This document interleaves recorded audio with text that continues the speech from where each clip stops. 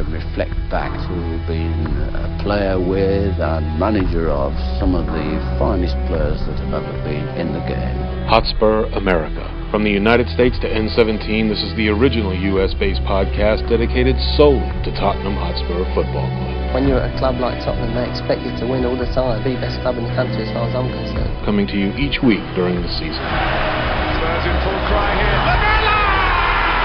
Oh, what a goal! And Christian Eriksen has scored! I hate Arsenal. I just hate them. Oh, what a goal! And Cafu has put Tottenham in front! Kane comes to the Emirates, scores for Spurs. We're the Yids in America. Carried away, but Dix is there to tap in! To dare is to do. Tottenham Hotspur turning on the style. Glory, glory night at White Hart Lane. The Spurs are still marching on. This is Hotspur America. Episode 12, Season 4 of the Hotspur America podcast.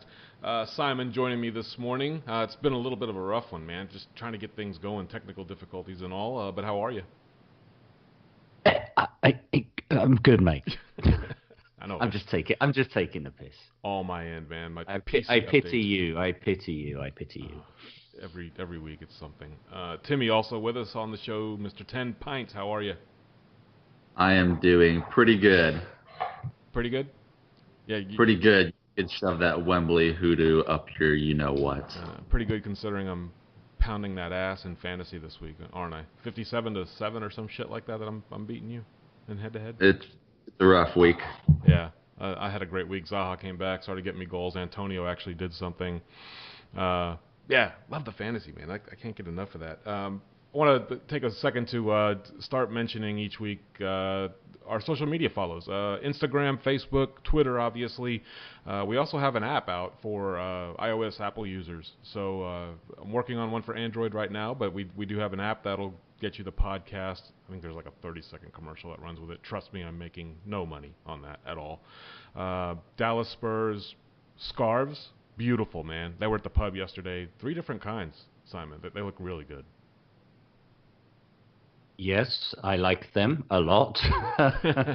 No, I think I posted them a couple of weeks because they came right as the international break started. So I took them down. Obviously, we've got members who've been with us paid. Yep. For 3 years, choose a free one, which was nice. But I tell you, that blue one with the stars on it and the pinstripes is going to sell out. We're already down to half of the initial stock that we ordered. So wow. I wouldn't be surprised if by the Liverpool game next week I'd sold out of that one. And if we can get rid of the others, then I might do a reprint because that was good. Yeah, fantastic. They were very sharp. Hotspur America scarves made their debut. Kyle Martino asked for one. I'm going to be sending one his way. I've got a few friends of the pod and people that have been on the podcast over in England that I'm going to be sending those over as well. I am going to try to figure out the best way to make them available for anybody that wants to purchase one. I'll put a link up at some point and we'll get that sorted. But let's get into Bournemouth. Hang on a bit. What? Hang on a bit. What do you got? The Hotspur America podcast, as always, brought to you by the Community Beer Company. Pick up one of their public ales. It is the perfect pub pint to share with your mates. I'm just going to record that and just plug it in every week. That was beautiful, man. And since Kevin joined us for the match yesterday. Yeah, that was lovely. He was a little disappointed that Public Ale wasn't on tap at Trinity Hall. But did we talk about the tap handle that he's designed for us? No, make mention of that because that's going to be really nice. I don't want to post a picture of it until the final version came out. He did show me an updated version, but basically he's taken the regular Community Brewing Company Public Ale tap handle. He's put the shield crest on the top as the top and our logos at the bottom of the tap. It is beautiful. So we'll be sure to post pictures of that when it actually appears on the Public Ale taps at our partner pubs, Trinity Hall and the Irishman. So yeah, that's beautiful. That's beautiful. Drop dead sexy. Also, they kind of put out, well, the Funnel Cake Ale's out now that Texas State Fair time is going on, but also their Legion Brew, which is a Jamaican rum barrel-aged flavored dark that they do, and I loved it last year. Yeah, it's going to be a Russian Imperial Stout. Sorry, taking a sip of tea right there. It will be dead sexy, and it'll knock you on your ass. I'm sure it's going to have a pretty high ABV. Mm. And if you can't tell, we're stalling a little bit because that match yesterday. it wasn't, and that about covers Bournemouth. Yeah. And we're done. Christian scored. Oh, wow. Beautiful goal by Newcastle right there. I'm just kind of watching. Hayden just popped one in. Yeah, Bournemouth, listen, I think I turned to you, Chairs, 35th, 36th minute, and I was at the pub, and I was like, this has Swansea written all over it again. 0-0 at home. This is like doing my head in, but Eriksen did rescue us. Any thoughts on the match? I mean, things that you're noticing, is it more looking ahead, you think, to the week that's coming up versus just playing a crappy game at Wembley again? Well, we can certainly talk about the Wembley hoodoo, but it's not put to bed because until we can put performances together that rival what we've done on the road this season, it's going to hang over us even if we do nick 1-0 lucky win. So let's face it. I think all the alerts out there from probably any social media mobile platform that was being used showed that Defoe had scored on that near post effort in the 70th minute. It populated on my phone, and somebody else was showing it to me on a different platform.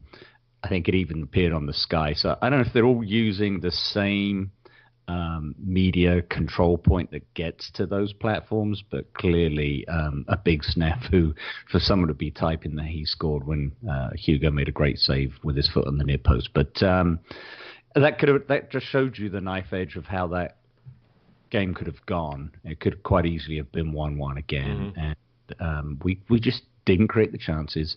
I think Vass made comment for us to talk about on the show that we're slow again, that our wing backs are not providing the speed to get down and provide the service that we need into the box or close to the box to create those better chances, and that we're building up so much more from the middle or from the halfway line where the wing backs will go that far and put it into the middle, and we're choked down the channels, and we've just got to get better service, and I think I don't know how that's happening more so on the road, but it probably didn't help that Bournemouth came with three centre backs to kind of shut down that centre channel, right, Tim? Well, we talked about so I mean, on the wing backs, we didn't actually play with any wing backs this game because we deployed a traditional back four, so we didn't have the three center backs with two wing backs bombing forward. We were playing a back four. But I mean, Cheers, you've said it many times before, the win your home games, draw your away games. And that's what teams are doing when they come to play us. Swansea's shown kind of the blueprint. Burnley showed the blueprint of how you play us. You set up to defend and try and hit us on the counter.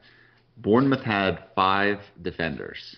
They played a back 5 this game. It wasn't any wing backs. They played straight back 5 with 3 center backs to shut down Harry. And it's proving very tough for us to break that down. We need to find some way to do it. I don't know if it's going to be a different formation, a different tactic. Maybe you start 2 strikers up top, try and put Harry and Llorente out there together to try and spread it when they sit so many defenders behind the ball. I don't know, but we see it game in and game out when teams come to play us, especially teams that are lower in the table. When they come to play us at Wembley, they're setting up to just try and get that draw, and we're having difficulty breaking them down.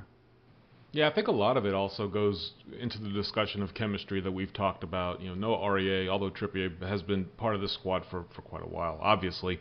Vertonghen, I think he played out left, more than out of his natural position, I guess, so to speak, and just certain players that weren't on the pitch that usually are.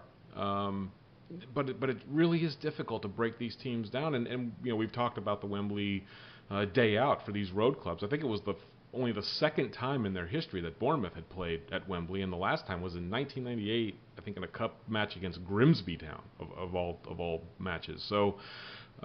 Obviously, it's a big day out for their fans to travel down and do that whole day out. And their players, they looked up for it. Hugo did make a really nice save, or a couple of them actually, but one of them certainly when the ball was in the mixer, that kind of saved our skin a little bit.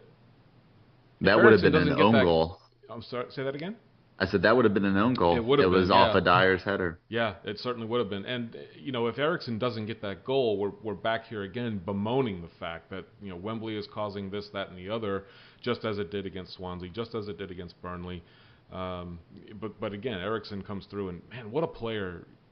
I can't get enough of this guy now, and I would be the first one to stand up and raise my hand and say that I was slating him hard last year at times until he really started to come to fruition mid-year. But he has been wonderful to kick off this season, and he, along with Kane, really the ones putting the points on the board for us. I mean, we were all slating him last year, and I think, early in the season, it was deserved. I mean, I don't think he was playing well at the early last season, kind of like Dele's doing this season. He's really struggled, and I saw that Spurs Statman had put something out prior to this match that Dele's had the most unsuccessful touches of any player in the Premier League. Prior to this match, he had 26, and I know he had a couple unsuccessful touches to add to his tally against Bournemouth, and I mean, he's just not playing strong for us. Is it something you really worry about, though, Tim? I mean, he didn't get kicked off until about December last year, right? Yeah, but I mean, I think it is something to worry about because he's out there on the pitch and you just have a player who's kind of just taking up space. And one thing, that ball in from Eriksen early in the match, that would have been a clear just tap in for Sanchez. Dele took it upon himself to try the back heel flick instead of just leaving it easily for Davinson Sanchez just to tap into the back of the net. He's trying too hard. It's not coming naturally for him. Yeah, and when you look at him, when he does simply play football versus trying to be too cute with the ball or trying to nutmeg, by the way, Vertonghen had a really nice nutmeg yesterday, and borderline man of the match performance from him as well. But yeah, it seems like when he's trying to get too cute with the ball, and it doesn't come off, he just stops and lets the ball roll wherever it's going to roll. He does good at chasing back at times. It's not like he's playing horrible. And like when you look at it, I think there are a number of players in the league right now that would take his goals and assist tally as it stands right now. I think he's on a couple of goals, 3 or 4 assists, something like that. He's not playing horrible, but it's just not what we expect from him. And I think that's the frustrating thing as fans, is that you want this guy to be a superstar. I mean, go ahead. I was going to say frustrating as fans and fantasy owners because I took him with the number 3 overall pick in our draft, and that's probably the reason I'm so upset. Is you haven't been performing for me, Dele. I wasted such a high pick on you, and now I'm getting my ass kicked by Kenny this week. Yeah, I know. I'm trouncing you. I'm playing as good, or my team rather is getting me as many points as I've had all year. And it just happens to be the week I play you. So it's okay. You beat my ass when we played the first round. So it's all good. Cherries, when you look back at the Bournemouth match and you try to piece together, okay, what can we do to get better? Is it a Wembley thing? They're cutting the grass shorter. I think that they've redesigned Hotspur Way's training grounds to emulate the pitch dimensions that are at Wembley, so that they're used to it from a pitch size thing. When I was watching the game yesterday, I'm thinking to myself, this has nothing to do with Wembley. I mean, we really are playing okay.